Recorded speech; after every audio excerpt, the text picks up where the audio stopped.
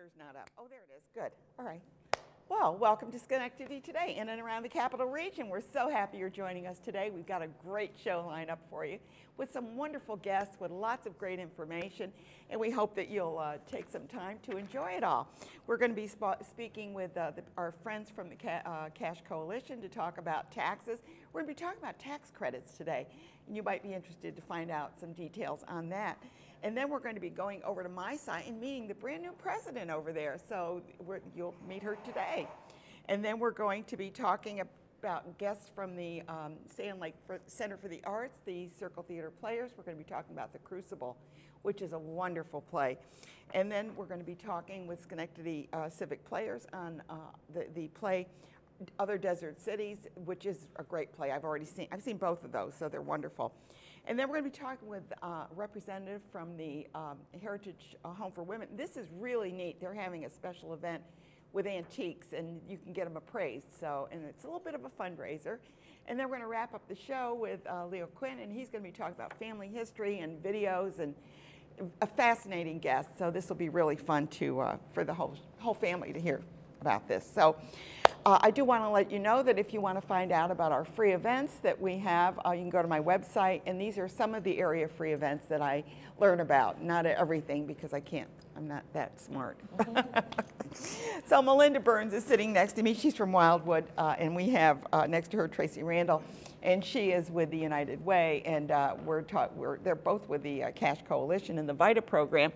But what is this about tax credits? So there are a number of tax credits that people usually leave on the table, and we have a large number in the capital region. The earned income tax credit is one of the biggest.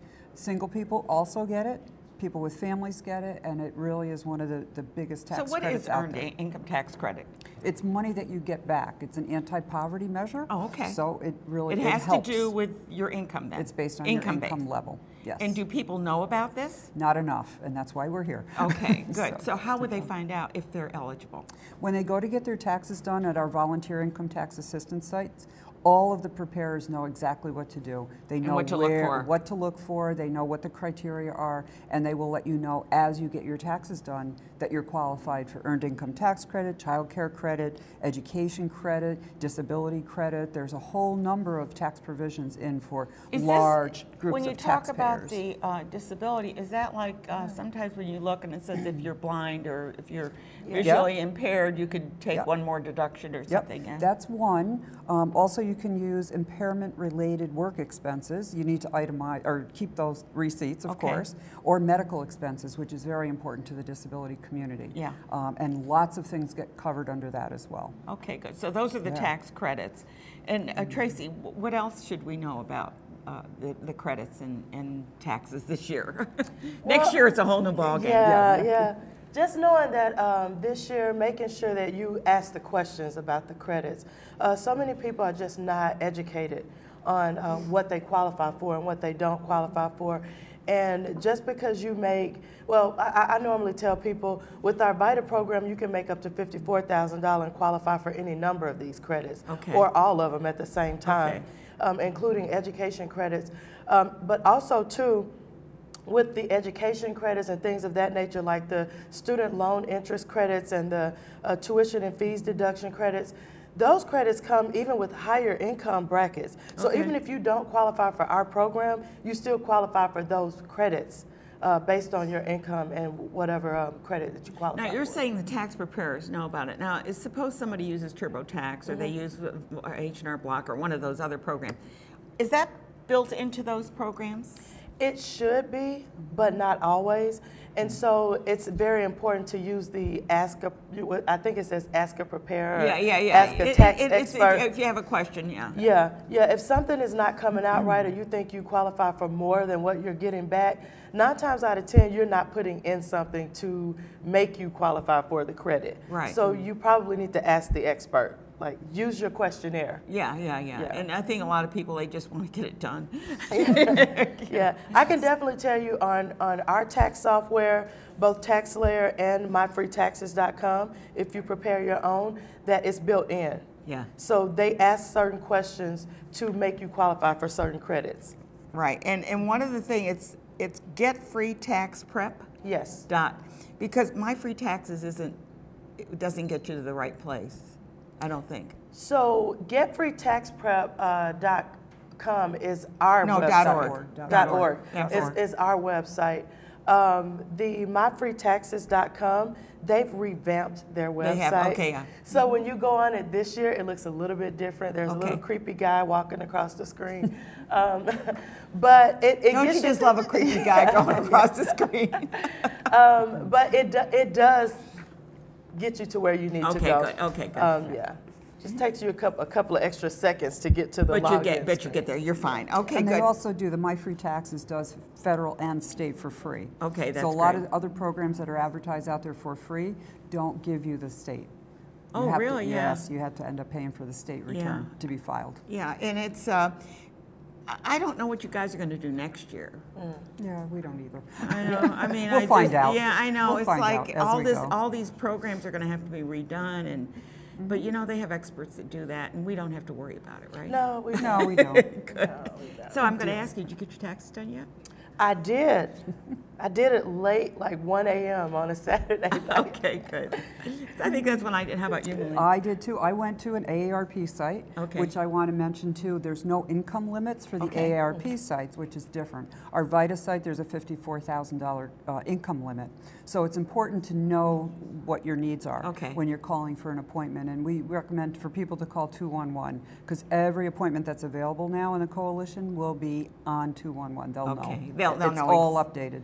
Okay, so we've got, so taxes, you get them done free. And you keep mentioning VITA program. What does VITA stand for? Volunteer Income Tax Assistance. Okay, and that's where you get your volunteers to help out and you train them. And we do. So they're IRS certified. We have a basic level and an advanced level. For example, at our site at Wildwood, everyone is advanced, and most of the preparers are around the capital region. Okay. And then we also have a quality review person, and that person also has to be certified by the IRS. They review each return to make sure they're accurate because we want 100% accuracy when we file a return. And the most important thing about this is that you're getting people to get their money back and everything.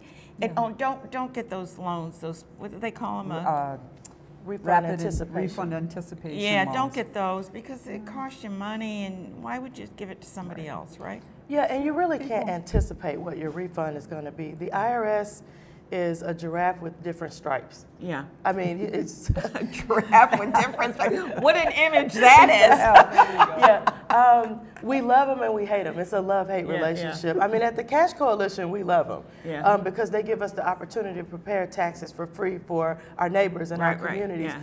But you really can't anticipate what you're going to get back. Taxes are based on what you make, what your circumstances are, how many exemptions or dependents that you have. And so there are so many factors playing into that. And I think that's where sometimes people get taken.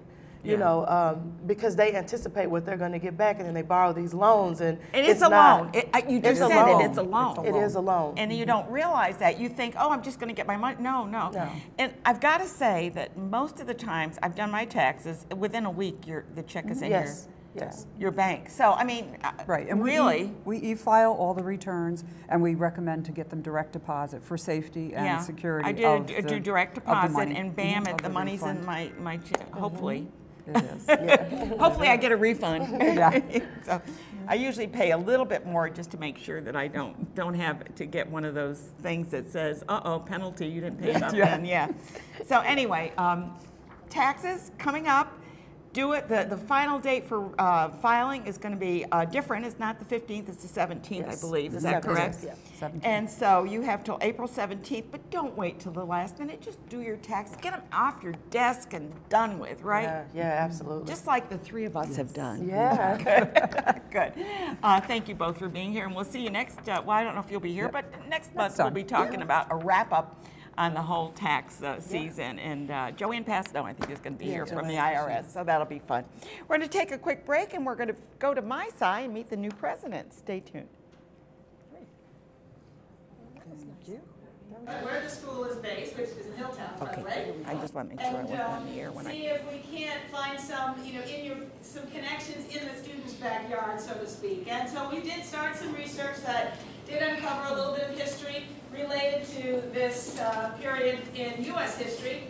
And I was hoping, after the school year ended, of course, the students moved on, but my own interest remained. I was hoping to keep the research going in the district where I was teaching at the time. However, there were various reasons why it made more sense to refocus my attention to home base, which for us was the city of Albany. And over the years, over the years, I've always had an interest in history and also had an interest in journalism. And so I was doing some. And here we are back again, and it's my pleasure to present the new president, which is right over here, Gina Gould, and she is now taken over and looking at this beautiful museum. Well, it's not really a museum.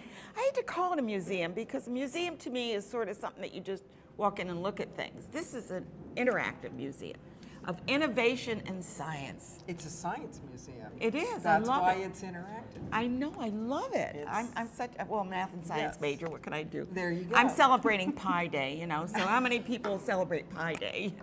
There you go. And we're going to be talking about the planetarium as well. And we have the director of the planetarium with us.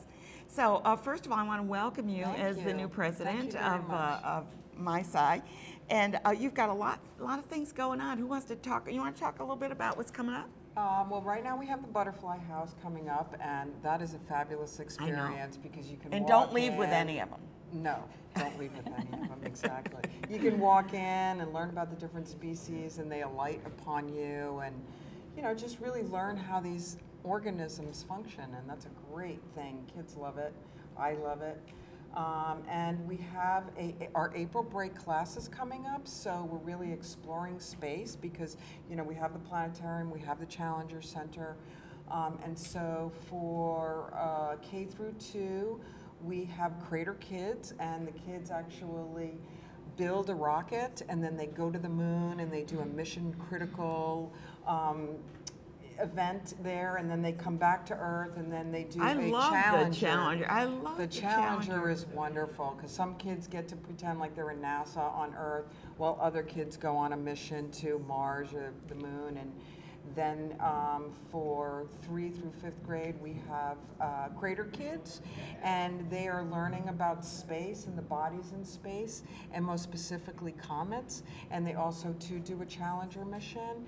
And we also have another 3 through 5 where they learn how to build robots using Legos, and they learn how to code and make this work. So it's very interactive, very hands-on, very science. Somehow I feel that you're probably down there with the kids. Playing, yes. I get that feeling. Don't you get that feeling that she's just right in there with them saying? Because that's why we love science, right? Because you get to do fun stuff. You got to do fun stuff. That's right. And the planetarium is going to be open as well, I'm sure. Absolutely. Yeah. We're going to have shows running every hour throughout the day. Okay, every hour, wow. Through break week, we always have extra shows because we get a bigger audience. Yeah.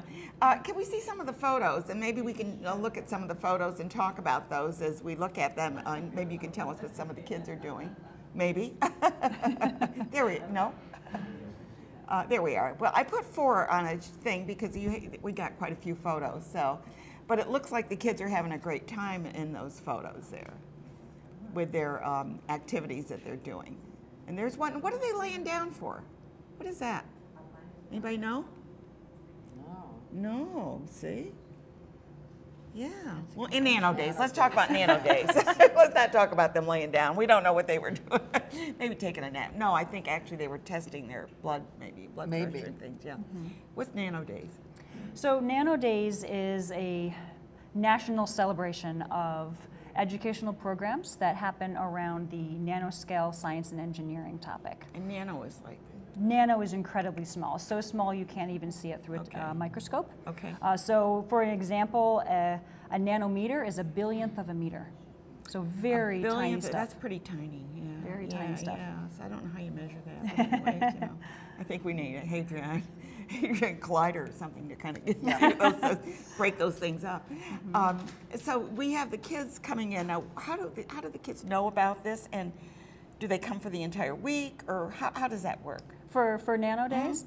So this is a program that we just have a lot of interesting nano kits, so different topics. Anybody who comes into the museum can participate. Oh, okay. Yep, so it's just an on-floor They don't have to gallery sign up, demo. they can just Nope, go. It's free with museum admission. Okay. So anybody who comes into the museum can participate, and we'll have different topics every single day. Okay. Runs actually, this year is the same week as our break week, so it Oh, you're going to have a lot going on, yeah. Yes, we will. So the break week, the kids, how do they learn about it? Through the show and other shows, obviously, and other ways that you advertise. And then they can sign up, and then you go from like 9 to 5 or 9 to 4, or how do they go mornings or afternoons or what? I don't think it's 9 to 5. I think it's probably 10 to 3. Okay. Right. So they take their classes through that. Yeah. And can they select different fields? Well, they have one of those 3 options, or Okay. they can, that I just mentioned, Okay. or they can do the nano days, and there's a lot of activities for the kids to do in the museum with their parents, unsupervised by our explainers or educators. Well, and I have to say, I went through the challenge. I didn't take the whole thing, but I went a tour of it. Was amazed, because when you are in the space station, it feels like you are in the space station. There's no question about it. So you need to bring your entire staff, the whole crew, to the Challenger, do a mission. You know, it's a team Film building it. experience. Film it. And film it and bring it onto your show, because you could go to Mars.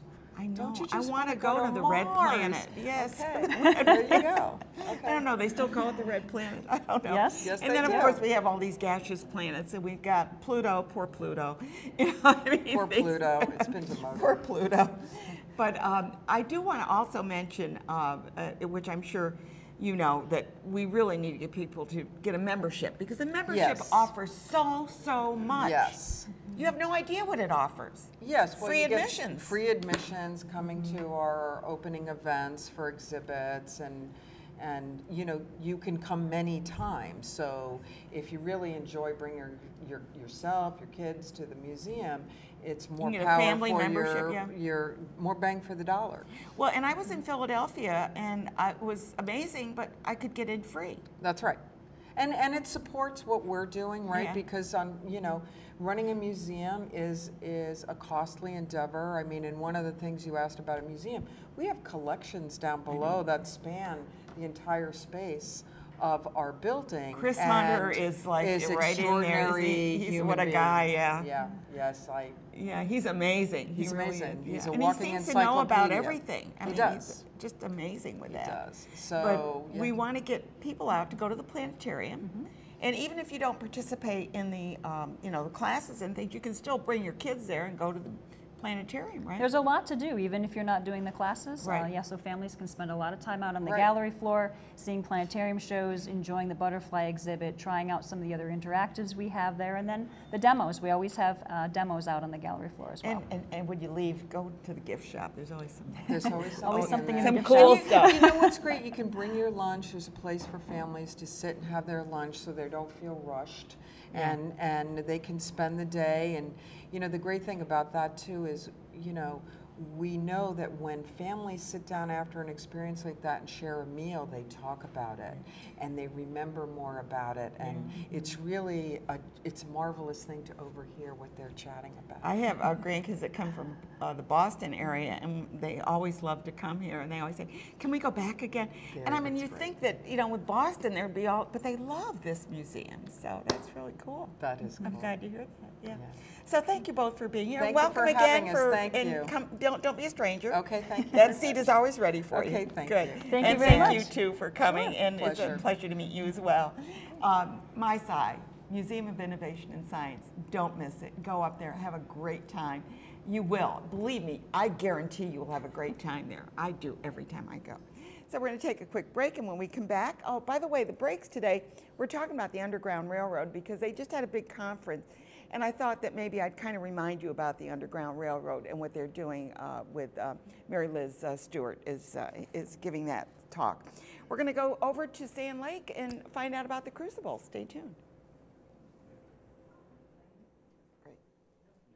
History, and I'd done a series of them. I'd done a couple on the Underground Railroad, touching on subjects with it, but never really got into it as deeply as we subsequently did. So we decided that we were going to team up our efforts and see what we could discover, and it led to where we are today. Something before we launch off into sharing some of the history that we've uncovered, I feel a need to apologize because our focus will not be just on Stephen and Harriet Myers. They will be brought in, but we have found over the years that we've conducted the research that we share with you today, and that in fact there are essentially 8 principles that have shown themselves to emerge from the historic documents. A promise that we made to ourselves when we started was very much to let to do our best to. And here we are back again to talk about the Crucible. That is such a marvelous play, and it's kind of creepy in a way. Yeah. I mean, when you stop to think about what happened during those times, was awful. So, you know, even dogs? Yeah. Even dogs. Even dogs. Two dogs. What's going on? So right next to me I have Ryan Palmer, and you're playing Reverend Hale? Yes, yes. And then we have the director in the middle, Val.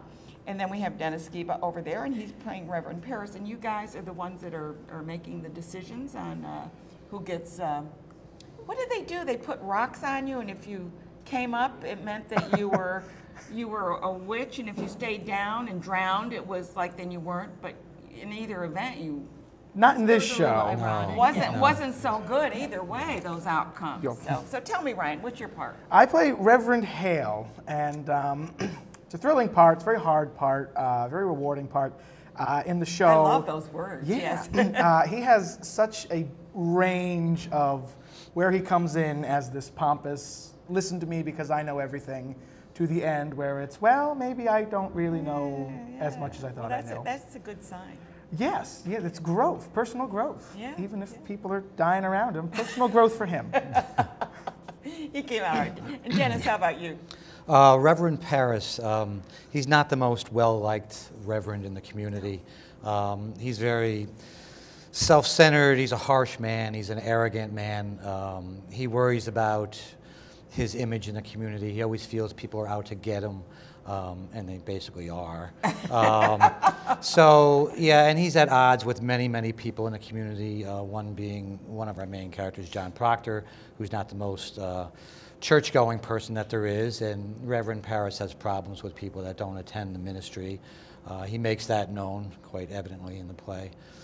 So, yeah, he's not well-liked, and that comes out quite a bit.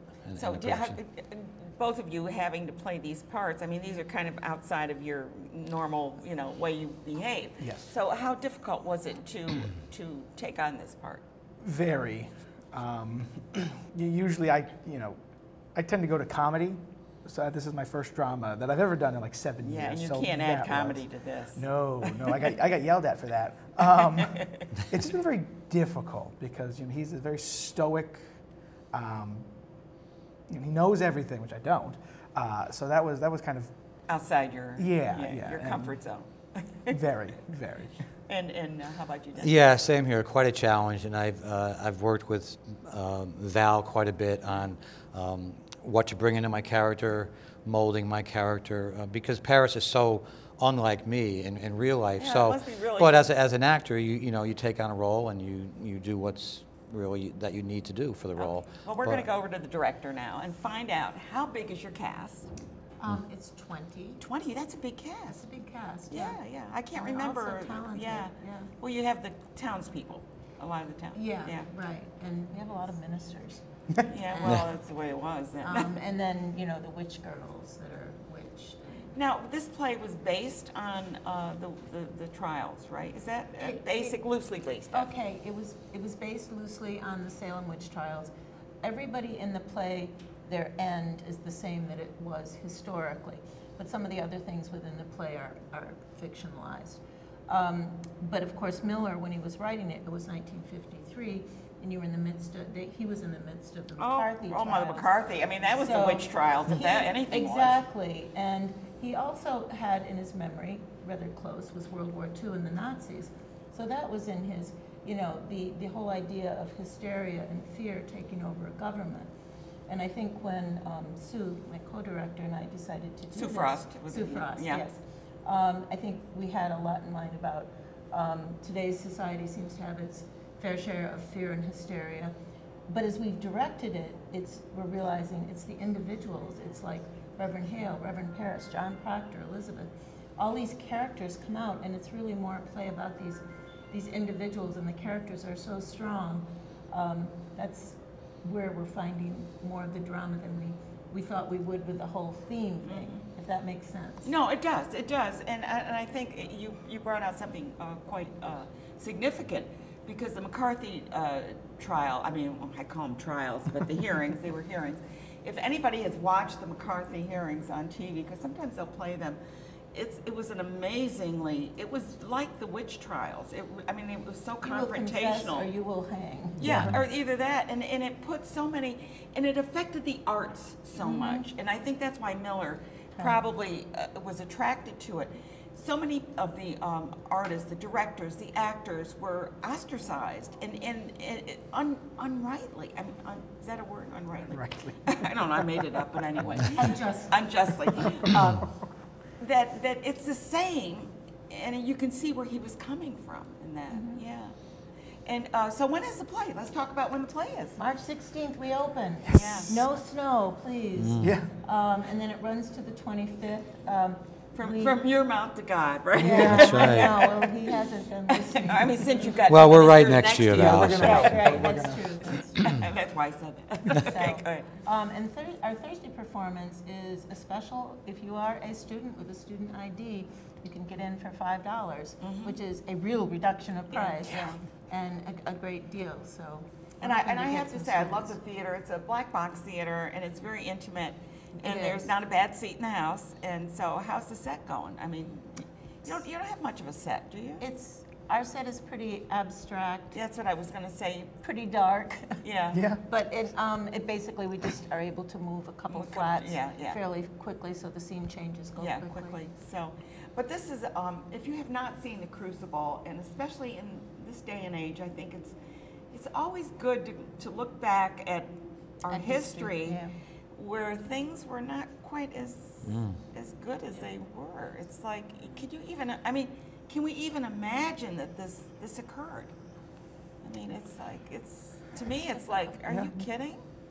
And to imagine too that witchcraft was a belief. I mean, it was not something like, ooh, witchcraft. It was a definite belief in witches. And there still are, there is a religion called paganism. And it doesn't mean they're bad. It just means it's a different way of looking at the earth. It's mainly earth-based. Right. So, that's not a big deal anymore. It was back then. Back then, everything was a big deal. So anyway, we want you to go get tickets to go. It runs for 2 weekends, is that correct? Yes. 2 weekends, and we have the dates here, which are March 16th through the 25th. Bring your kids. I don't think you want small kids, but I think you want your high school kids. And high school students read this a lot still. So It's like required reading in a lot of schools. Yeah. So. And we really need to look at those, plays. That Arthur Miller was a great playwright. I guess I'd say break a leg. Thank you. Good. Thank you. And not our necks. So. Yes. You all know what break a leg means, right? It means that on the side of the curtains, there's a curtain that lays on either side of the stage. And when you say break a leg, and those are called legs, so when you walk through, it means break a leg. It means you're going on stage. It's a good thing. Yep. Yes. We're not wishing ill of you. That's right. I just want that to know that I'm not wishing ill. Your legs are okay, right? That's all fine. Good. Unless you're watching the producers, and then I guess he broke his leg in that one. So anyways, check out The Crucible. I think you'll really enjoy it, and bring your kids if they have, they're reading it in school, bring them so they can see it really performed. Thank you all for being here on this snowy day, and glad you made it. We're going to take a quick break, and now we're going to go to Schenectady Civic Players. They're doing another great play called Other Desert Cities. Stay tuned. Historic documents, and what we were finding as we conducted our own research initially for personal purposes, we were finding a very different story emerging from the documents related to this Underground Railroad history, and so it is embedded in the principles that we will share. Yeah, and I think as we go forward, we'll kind of highlight some of those things that you've probably heard quite commonly about the Underground Railroad, and we'll be displaying information, documents, telling stories about things that kind of run a little bit of the grain, a little bit different.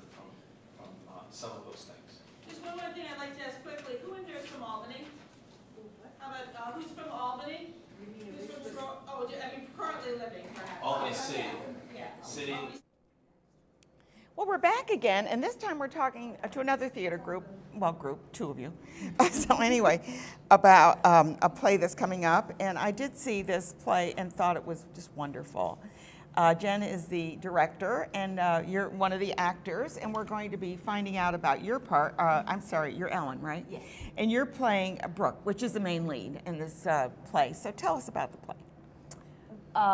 So in other desert cities, Brooke comes home to her parents' Palm Springs home for the holidays to visit her parents and her brother and her Aunt Silda. And she's written a book.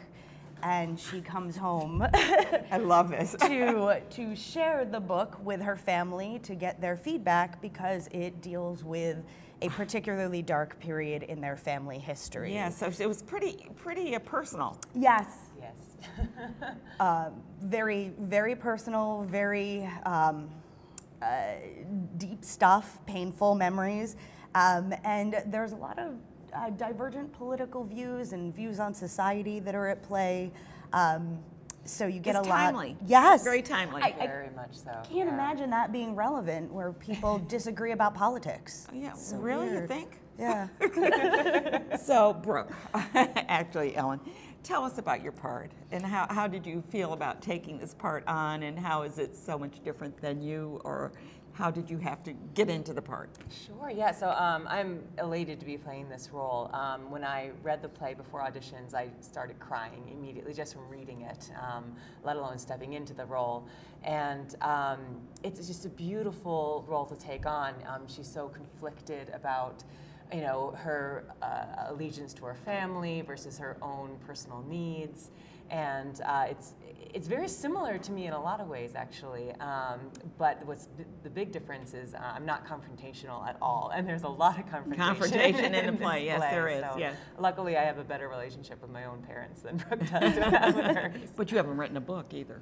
I've written a play about my life, Did which you I really? haven't published. Did you let your parents see it, or? I have, yes. And they're still speaking to you. They are. That's a good thing. So so this is a great. How large is the cast? There's only 5. It's just a small cast. Yep, it's a small cast. Brooke has probably the most stage time, but I would say there's a lot of ensemble to it. Yeah. Everyone is really important. It's difficult, meaty stuff for everybody to work with, and they're all doing a wonderful job. Ellen is fantastic, really. Everybody is great in this show, and the theater has been wonderful. I'm really, really looking forward to sharing this. Yeah, I can't wait to see it. The elevator's in. Yes! Oh God, the theater would kill me. Oh, it's just exciting, right? Yes. Elevator! It's been a while in the works, but it actually opened officially in our last show.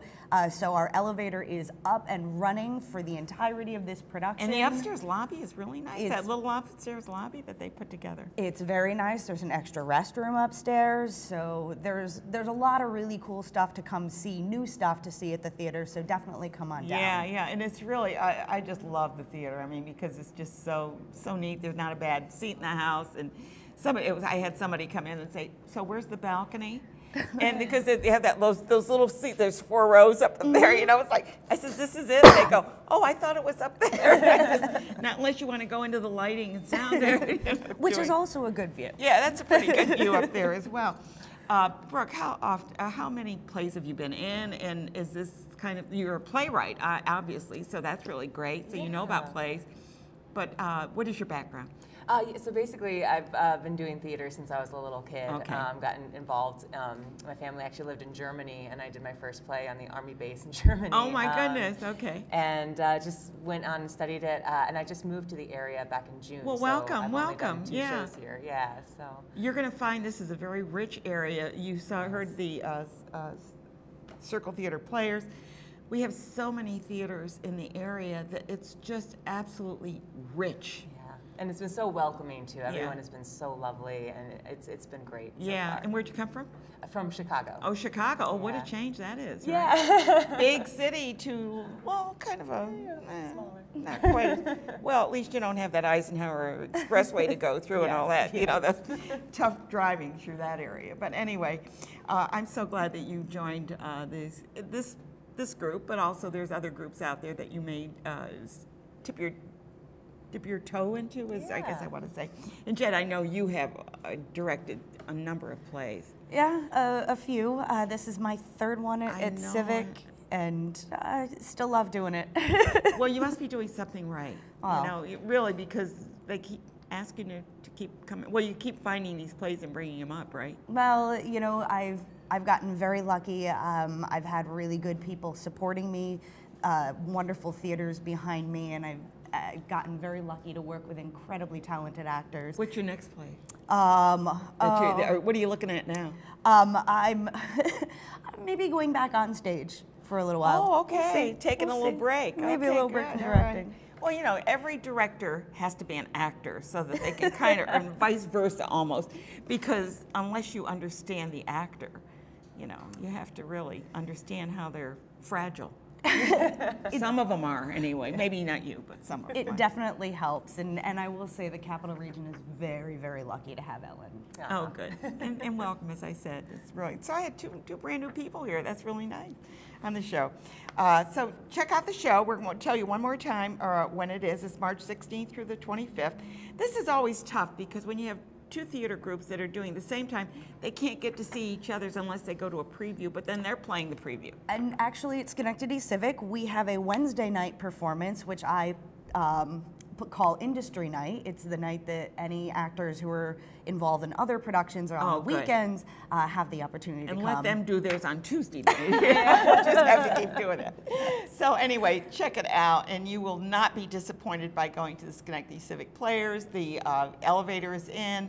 They always have free coffee and tea and decaf and a few cookies for the break, and it's just really nice to hear people chit-chat after that, after seeing the first act and talking about it. It's a play you talk about, Yeah, it's always fun. Okay, welcome, and thank you for being on the show today. We've been talking with Ellen Cripps and Jennifer Van Eiderstein. We're going to take a break, and we are going to be talking with Jane Schramm. If you've got some antiques, you're going to want to hear this next segment. Stay tuned. City. How about Troy? Albany County. Anybody from Troy? Anybody in Albany County? Yeah, Okay. all right. Confusion. All right. How about people outside of Albany County? I heard there's some folks who are part of the Human Society here from Saratoga and Massachusetts and so on. So as we go through, if there are questions or thoughts, should we save them to the end? Well, maybe we save them till the end, If you don't mind, but we can kind of tie in some other. address, geographic references, of course, that may relate to other places besides the capital region. So what are these 8 principles? We used to call them 7, but we've added an eighth one, and that's relevance for today. Document-based. Okay, you're listening to Mary Liz Stewart talk about the Underground Railroad. They had a big conference this past weekend, and I thought maybe I'd share. That's not the conference, but that was a presentation that she gave. But Jane Schramm is the administrator over at the Heritage Home for Women. They're up on Union Street, and they're celebrating their 150th. Big year. Get Yes. out. Yeah, 150 years. How did it start out? Tell me the history. Well, it's fascinating. There was a woman by the name of Urania Knott who was married to the president of Union College at the time. Yes. And she was a suffragette, a forward-thinking woman who had her own means. And she and her friends determined that there really was a strong need for a place for women who may In suddenly... their declining years, or? That, actually women of any age, because any age, it was okay. towards the end of the Civil War, Okay. and people were suddenly widowed or left homeless, and they didn't have a place to go. Men did, but women didn't. Well, how did men have one? Well, like old men's home? soldiers Oh, or okay. older men's homes and things like okay, that. all right, got it. So Urania and friends, like-minded women, created the home and bought a building in the stockade, and it was women of all ages. In fact, one of the first residents was a woman who had just had a baby. Okay. So it ranged I had no idea. Yeah. I had no idea. Yeah, and they swiftly grew out of that space and got the funding to build the home on Union Street. Is that the one that they're in now? Yes. So it's been there that long? It's been 113 years. Oh my goodness. And it's a beautiful building. Thank you. It is a beautiful building. We're very proud of it. Yeah, yeah. And quickly filled that facility, and we've been in continuous operation for 150 years. So right now, you're in assisted living, is that it? We're an adult home. We do assist our residents, but we're considered an adult home or an adult care facility. Okay, adult care so facility. it is all women. They're all older women, and we help them and we make their lives a wonderful experience, comfortable, happy, healthy, a very strong sense of camaraderie and I'm community. Sure it becomes it's a home. It's a home. And I love we the pride word ourselves. home. Yeah, because that means a lot different than just, a facility. Oh, yes, I know. And sometimes, I'll be honest with you, it does throw people when they hear home, because they immediately associate us with nursing home or something like that. But once you walk in the doors, you're just astonished. Well, we have a photo showing the entrance. Thank you. Yeah, that yes. was, and I pulled that off the website, I think. Yeah, that's right when you walk in. Yeah, now, and there it is right there, how neat that is. I do want to address the 150th, and you're having a number of celebrations, of course. But right now, you're having one coming up, and that's going to be your Antique Roadshow, right? Yes, yes, it is. You have two appraisers. Actually, we're going to have 4. 4, okay, cool. We just learned we have 4, including a gentleman who was involved with the PBS show, the Antiques Roadshow. I hear he's quite the personality. He's from Australia. Okay. And we're really looking forward to having the 4 of them come and do appraisals of people's belongings and treasures, because you never know. And how many can they bring? It's $5 each. It's $5 each. We're asking that people keep it to a couple, or maybe like 5 or 6. Don't bring a duffel bag full, really. But it's exciting because these professionals really know their stuff, and they take the time and the energy to look up history. If need be, they'll actually take the extra time and then get back to the people, because they said you never know. You never know. They said they've done shows before, and people brought in things that actually were very, very valuable. Well, it's amazing when you read about somebody that, one person I know was walking down the street, and somebody had thrown out a picture, framed picture. And they thought, well, that's kind of neat. I think I'll pick it. It's on the street, Usually it's like, it's up for grabs. Yeah. So they took it home, and they saw a name on it. And they checked on it. It was worth a lot of money. Oh my goodness! You never know. And he says, I can't even remember what house I picked it up from, because I would have gone back and said something to them. But it's like, I don't know where I picked it up. But I mean, those are things that people toss. Right. Not realizing the value of them. True. And what happens is that you have people that will empty out their grandmother's home, and get rid of it. And sometimes they'll bring it to the Salvation Army or something like that. And then people will go there and look, and they'll say, oh, I kind of like that because I like it. And then they find out, oh my God, it was worth a lot. I didn't know that. Right. Yeah. Right. Which is fascinating. Well, plus if you have family heirlooms. Who doesn't have something you've We inherited from a distant relative? And it came from Germany, or it came from Scandinavia or something, and you find out it's really worth something. Absolutely, absolutely. So it can be artwork, it can be pottery, it can be jewelry. If you can carry it in and carry it out. You carry it out, because they're not going to buy anything. No, they're not going to buy anything, but they did say, we will have our cards, we will have our information available, so down the road, if you wanted to speak with us. Go to Sotheby's or something for an auction. Yeah, right. If it's worth that much. To see your Picasso or what have you. Yeah. But it's something exciting. We're really looking forward to it. The response has been fantastic, because, you never know how many people have something that they think might be of particular value, but they just never got the gumption to get it checked out. Yeah, because, and I've got stuff around the house, and I so think, and some of those things are like, these little glass things. If it says, what is it, made in Japan or something, there's a thing that on the bottom, if it's Japanese, but pre-war, it's really worth something, Right, like carnival glass or something like that. Carnival glass, and Cupid dolls and things like that. Oh yeah, toys. You never know, those tin toys or even Barbies. I mean, for goodness sakes. if it's Cabbage from Patch way back anymore? when. Are they good? They must be I think valuable. so. I think so. You know what? One person's something is another person's treasure. Yeah, exactly. But the value, that'll be fascinating. So that's our second event. We have several throughout the year. And what else do you have coming up? Well, we're going to have a celebration, like a full-blown, we're not calling it a gala, we're calling it a celebration. Okay. And we're going back to the Stockade, which is where we began. Yeah. So at the Stockade Inn in April. That's a great place, yeah. We're holding an event there, and we're looking forward to also having on exhibit, we have a lot of history, obviously, in 150 years. Oh my and God. the Historical Society in Schenectady County has archived a lot of our belongings. Oh, how wonderful. And photographs and old this and that. I love our Historical Society. I Oh do my God, too. yeah. They're wonderful. They really are amazing Yeah, people. Zawecki is doing such a wonderful job over there, yeah.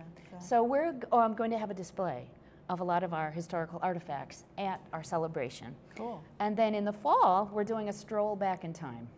So we're starting at the home up on Union Street. Okay. And believe it or not, there actually is a grade slant down towards It the is. stockade. Yeah, there well, some is. people go, no, there's not. Yes, there is. Oh, there is, especially if you're definitely. walking. Oh, I know that. No, I know that. So we're going to stroll back to our old original home on Green Street, which is a home that a family lives in currently. Okay. And are they doing an open house for you?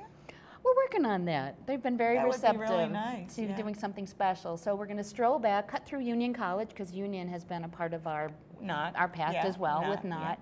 And that'll be in September, so we'll be working on that soon, And too. who's going to be invited to that? Anybody? Anybody who wants to participate. Oh, it's going to be a parade. Yeah.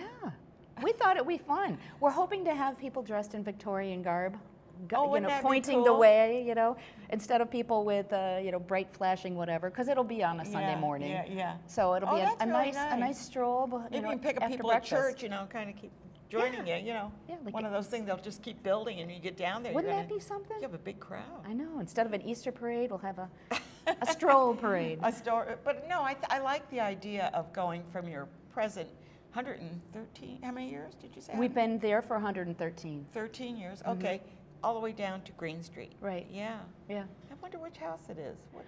I believe Is it a two-story? It is. It's a large home. I believe it's 32 Green Street. The family's been living there for a long time, but we grew out of it very quickly. Well, of course, yeah. And they've been very amenable to having us do a They're part of celebration along history. the way. They are They're part of history, and yeah. they celebrate it as well. The house hasn't changed.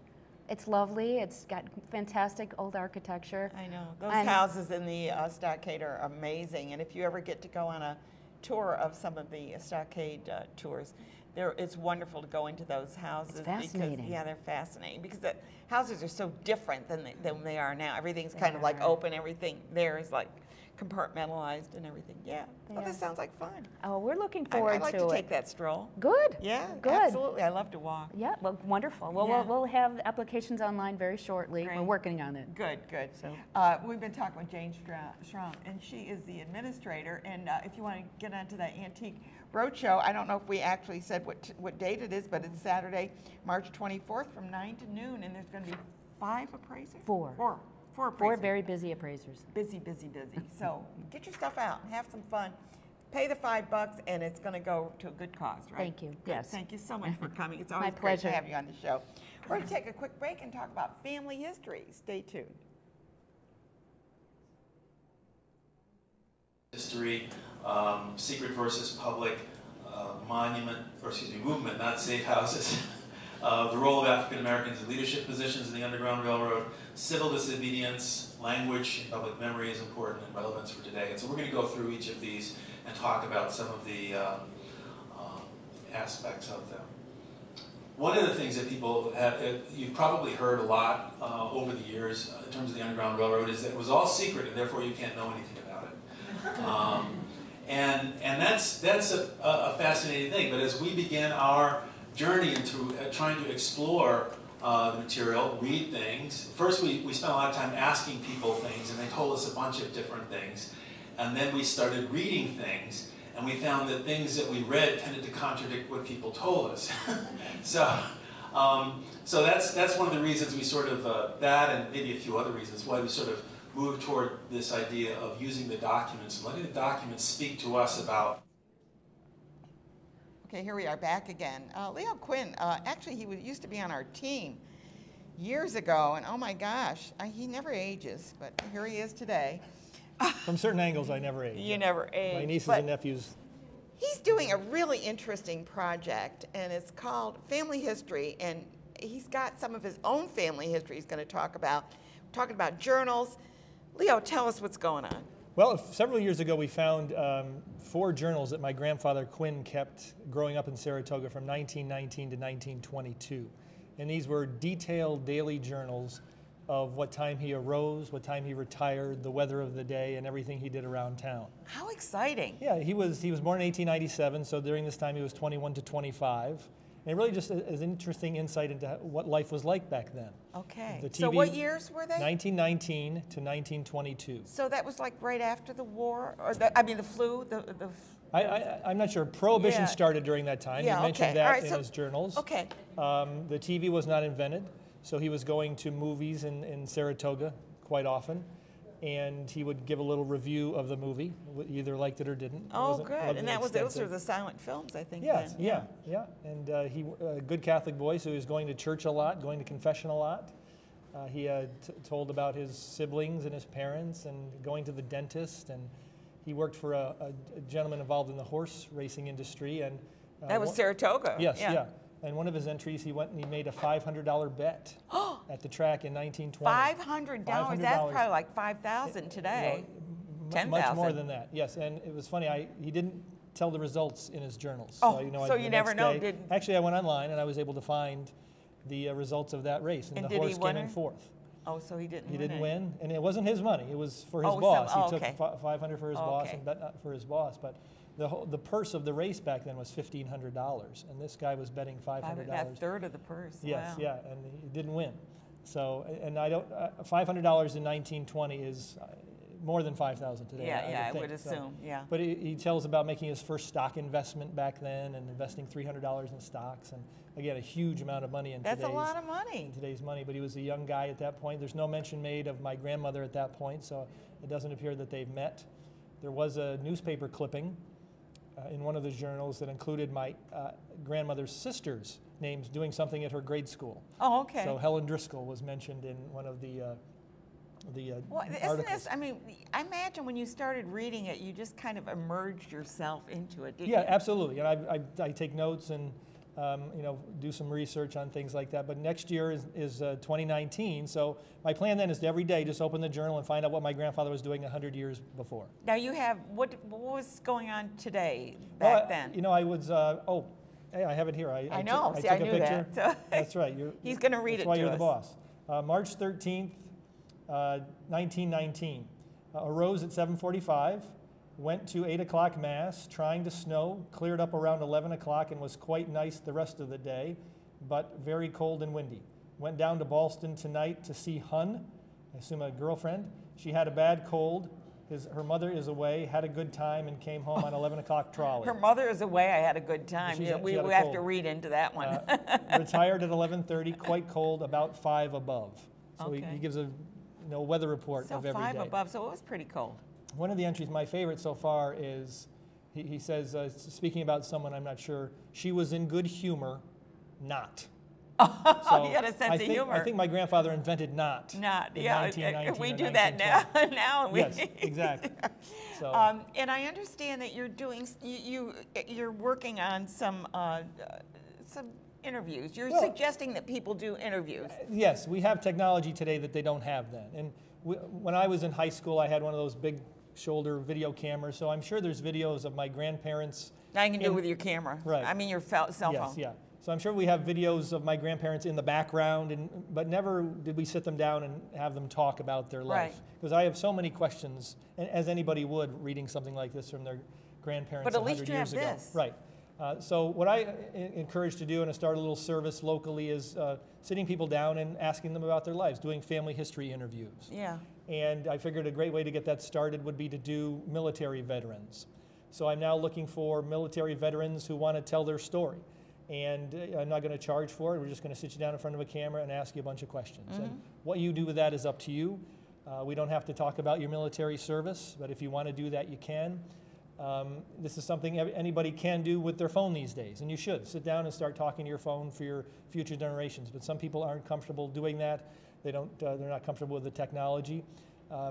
Some people aren't comfortable talking to their own relative about this. Right. So, but if they have a third party, sometimes it'll work. Yes. Now, I understand that you interviewed a 94-year-old man. Yes, I want to call him Mario Perillo because of you, but he was the guy that does the tours. Farina. Yeah, Mario Farina, 94-year-old He might World be War watching II right veteran. now. Yes, If you are, yes. hi, Mario. A 94-year-old World War II veteran and just a fascinating individual. And he has 7,000 positive reviews on eBay. You know, I have 100 maybe. And he's written hundreds of books and just a really, really active guy. He's an amazing man. Yes, yeah. And great to talk to. And, you know, he was in the military, and yeah, he was in China, II, Burma, I think. China and India. India, I'm sorry. He spent some time in Kunming, not very long, but I mentioned. I know. So you have to talk. And so that's the kind of stories I want to get out. You know, so often these days I go to a lot of wakes and funerals, and you read the obituaries about people, and there's so many fascinating things in there you never knew about, that they just never talked about. So that's really what these journals really spurred me on to that. You know, it's just what a great idea. What were your relatives doing 100 really years great ago? idea. What a great service, because a lot, like you say, a lot of people aren't comfortable with the technology, but it's nice to have someone who knows how to do this and then present them with a nice video. Right. We did that with my uncle, and we did it with my grandmother.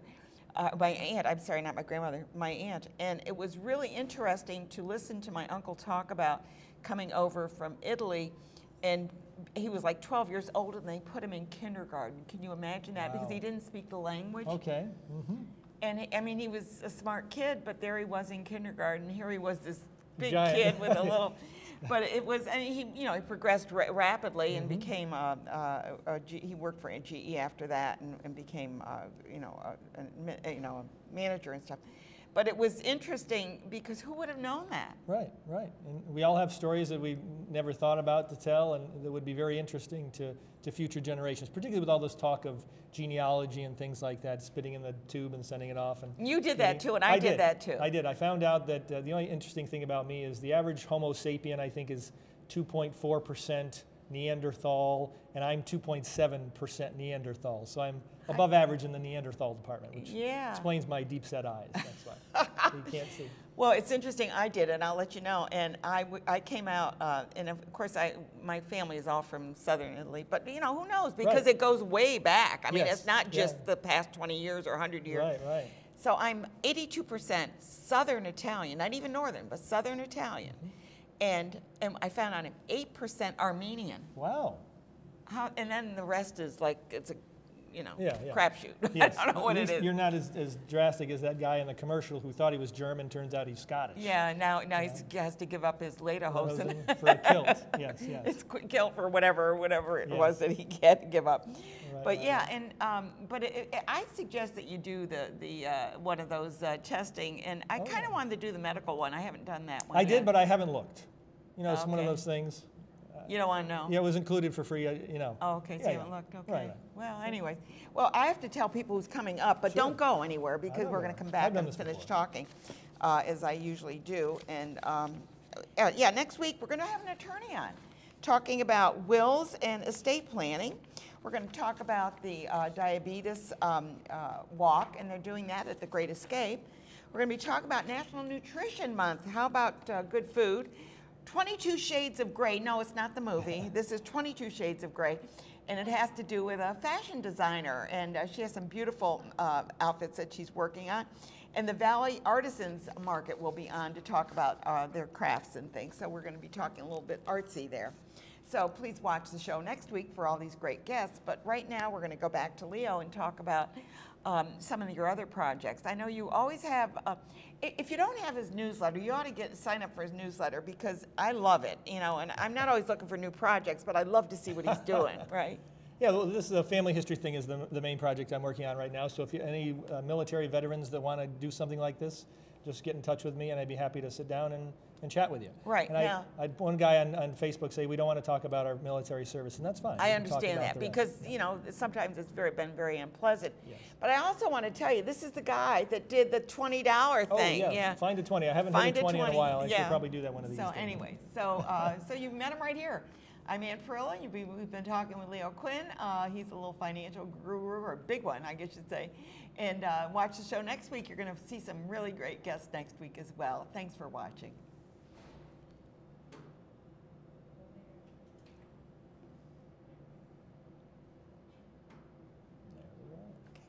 All right. Yeah, we're on. Thank you, thank you, thank you.